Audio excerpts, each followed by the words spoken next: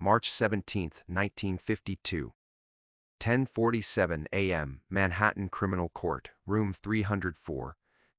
Judge Harold Whitmore sat behind his mahogany bench like a king surveying his domain, black robes pressed and pristine, gavel in hand. He'd presided over this courtroom for 12 years, built a reputation as the man who cleaned up Harlem's vice operations, who sent runners and policy bankers up the river with sentences that turned 5-year stretches into 15. The prosecutors loved him. The newspapers called him the Hammer. But what they didn't print, what whispered through Harlem's streets like smoke through a jazz club, was that Judge Whitmore had a side business. For the right price, usually 10% of weekly profits, your numbers operation could run untouched. Cross him, refuse to pay, speak his name to the wrong people, and your entire organization would collapse under the weight of the law he wielded like a personal weapon. That morning, he had Bumpy Johnson in his courtroom. The gallery was packed, 200 people crammed into seats designed for half that number. Standing room only along the back wall. Spectators pressed shoulder to shoulder. Every hustler, policy banker, and numbers runner in Harlem who could get away from their corners had shown up. They knew what this was. This wasn't just another case. This was war. Judge Whitmore had been systematically dismantling Bumpy's numbers empire for 18 months, raiding policy banks, arresting runners, seizing betting slips and cash boxes. 14 of Bumpy's operations had been shut down. 23 of his people were serving time. The Italians downtown were moving into the vacuum, carving up territory that had belonged to Harlem for generations.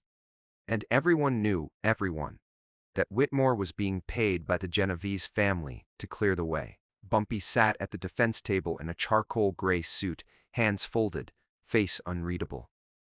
He was 54 years old that spring, gray touching his temples, lines around his eyes from decades of calculated survival.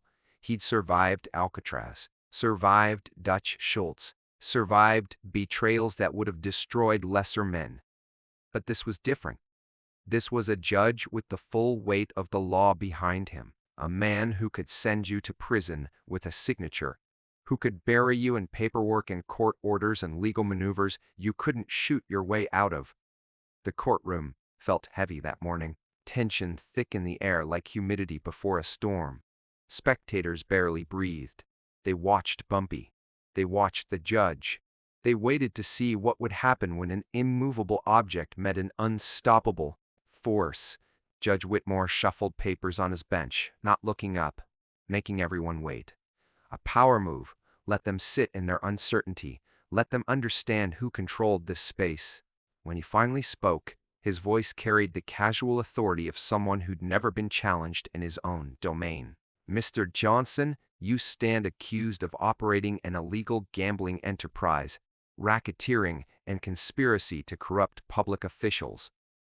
He looked up then, meeting Bumpy's eyes. How do you plead? Bumpy's attorney, a sharp young lawyer named Marcus Green who'd been representing Harlem defendants for 6 years, stood quickly. Your Honor, my client pleads not guilty to all charges. Furthermore, we move to dismiss, based on motion denied. Whitmore didn't even let him finish.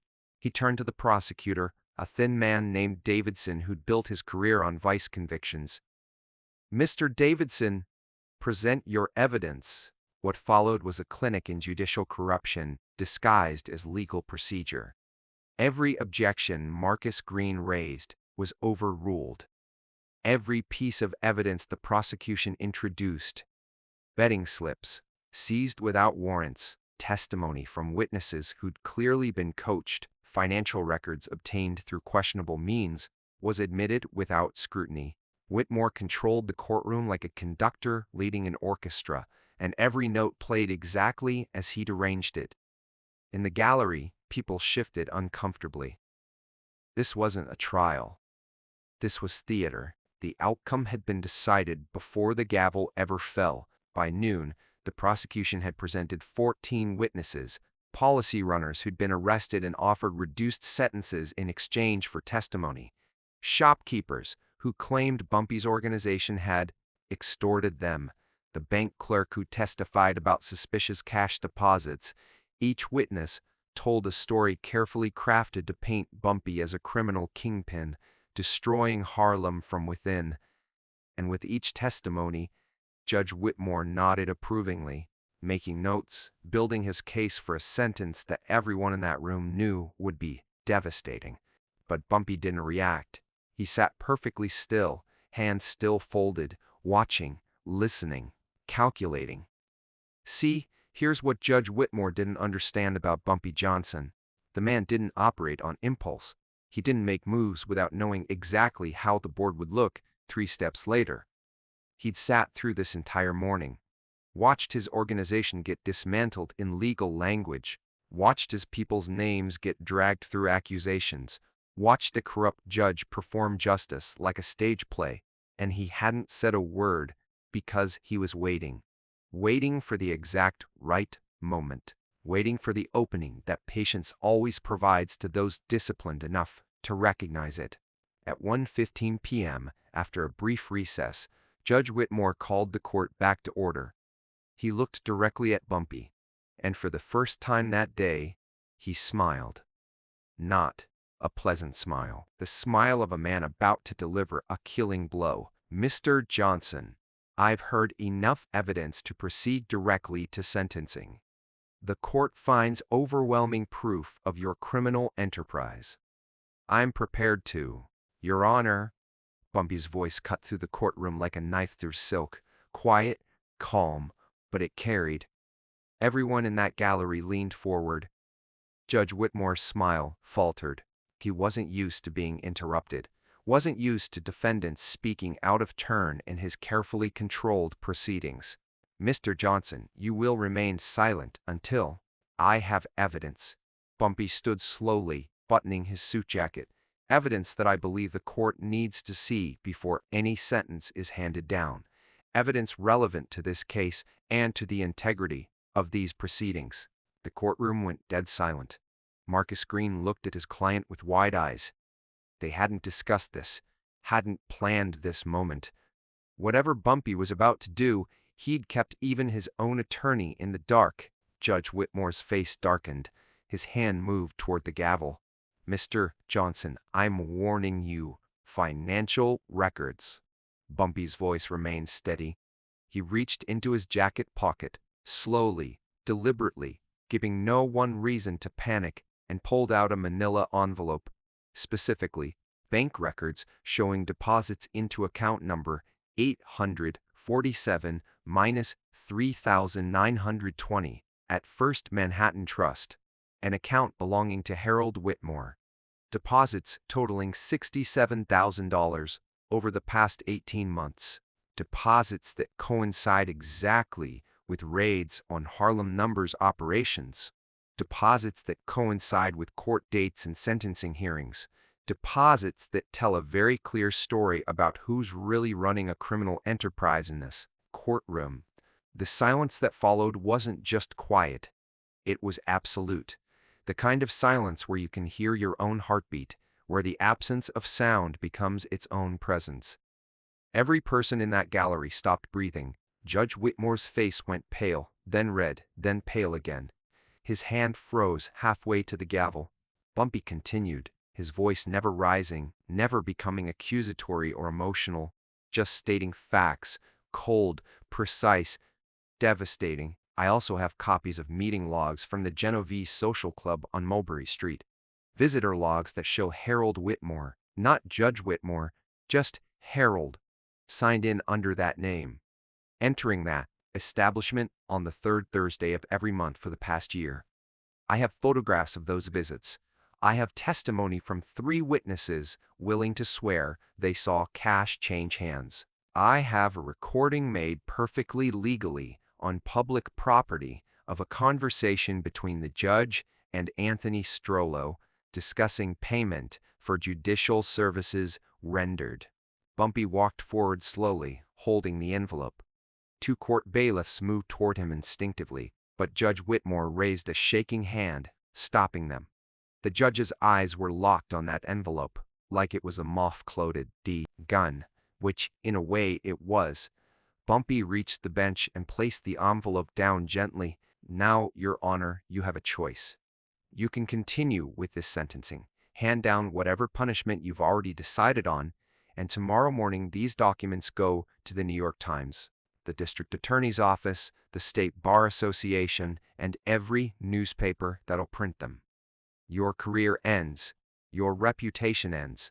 You probably end up in a cell yourself, wearing the same prison blues as the men you sent away. Bumpy stepped back, hands at his sides, no threat in his posture, just a man laying out options. Or, you dismiss these charges with prejudice. Every charge against me, every charge against my people, currently in custody on cases you've overseen. You recuse yourself from any future cases involving Harlem numbers operations, citing a conflict of interest that you'll leave conveniently vague. You announce your retirement from the bench, effective in 6 months, giving you time to exit gracefully with your dignity intact. And these documents stay sealed forever. Nobody ever knows that the great Judge Harold Whitmore was on the Genovese payroll. You get to retire as the Hammer, the tough judge who cleaned up vice. Your legacy stays intact. Your freedom stays intact. The courtroom remained frozen. No one moved. No one spoke. This was the kind of moment people would talk about for decades. The day Bumpy Johnson walked into a courtroom with no weapons except truth and intelligence, and brought a corrupt judge to his knees without raising his voice. Judge Whitmore stared at the envelope. His breathing was audible now, quick and shallow. His career, his freedom, his entire life contained in that manila folder. He was trapped, completely, utterly trapped. And the beautiful, terrible thing about it was that Bumpy had laid the trap so carefully, so patiently, over 18 months, while Whitmore had been dismantling Bumpy's operations. Bumpy had been documenting every dirty dollar, every secret meeting, every moment of corruption, building his case, waiting for the perfect moment to deploy it. You can't, Whitmore's voice cracked. He cleared his throat, tried again. You can't bring evidence like this. This isn't proper procedure. This is leverage, Your Honor. Bumpy's voice remained calm, almost gentle, like he was explaining something simple to a child. This is what power actually looks like. Not a gavel, not a robe, not the ability to send people to prison. Real power is having what someone needs right now. What you need is for that envelope to stay sealed. I'm the only person who can give you that. So the question isn't about legal procedure anymore. The question is, what are you going to choose? Judge Whitmore looked out at the gallery, 200 faces staring back at him. Harlem's witnesses, every one of them would remember this moment, would carry this story forward, would tell it in barbershops and policy banks and late-night card games. The judge who thought he was untouchable. The man who tried to bury Bumpy Johnson and ended up burying himself.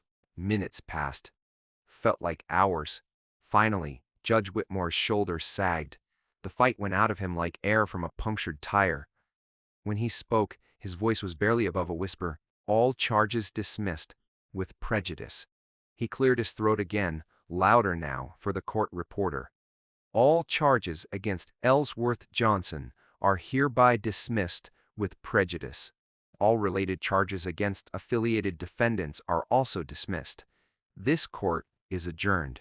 He stood abruptly, grabbed the envelope from his bench, and walked toward his chambers. No closing statement, no explanation, just retreat. The moment the chamber door closed behind him, the courtroom erupted, not in cheers or celebration, but in an explosion of voices. Shock, disbelief, excitement, fear, respect. The gallery surged forward, everyone wanting to talk, to process what they'd just witnessed. Bumpy turned to Marcus Green, who stood with his mouth open, legal pad forgotten in his hand. Bumpy straightened his tie, buttoned his suit jacket. We're done here. Marcus, send the bill to my office. Bumpy, when did you... That evidence. Where? 18 months, Marcus. 18 months of patience. That's the lesson here. You want to know how to beat power? You outthink it, you outlast it, you wait for the moment when you have something they need more than they want to destroy you. Then you make them choose. Bumpy walked through the gallery. People moved aside, creating a path. Some reached out to touch his shoulder, his hand. Old women whispered blessings. Young runners looked at him with something approaching awe. This was more than a legal victory. This was a demonstration, a teaching moment. Everyone in that courtroom had just learned what intelligence looked like when it went to war with corruption. Outside the courthouse, Harlem's sunlight hit the street in golden streams. Lenox Avenue was alive with its usual afternoon energy. Cars honking, vendors calling out, music drifting from open windows. Bumpy stood on the courthouse steps for a moment, letting his eyes adjust to the brightness. A small crowd had gathered outside, word spreading fast the way it always did in Harlem. The verdict had been announced to the streets before Bumpy even left the building. A young man pushed forward from the crowd. I couldn't have been more than 20, wearing a brown jacket and a cautious expression. He stopped a respectful distance from Bumpy. "Mr. Johnson, I'm Thomas. I run numbers on 132nd Street. Or I used to, before the raids. Before Whitmore shut everything down." Bumpy looked at him. Saw himself 30 years earlier, young, hungry, trying to navigate a world built to crush people like them. "You still got your corner, Thomas." "Yes, sir, I kept it. Didn't let nobody else take it, even when there was no operation to run." Bumpy nodded. "Tomorrow morning, you'll get a visit from my lieutenant. He'll bring you books, slips, everything you need to start running again. Your corner's yours. Keep it clean. Keep it honest. Remember that the people who bet with you are your neighbors. They're trusting you with hope. Don't betray that." Thomas's face lit up. "Yes, sir.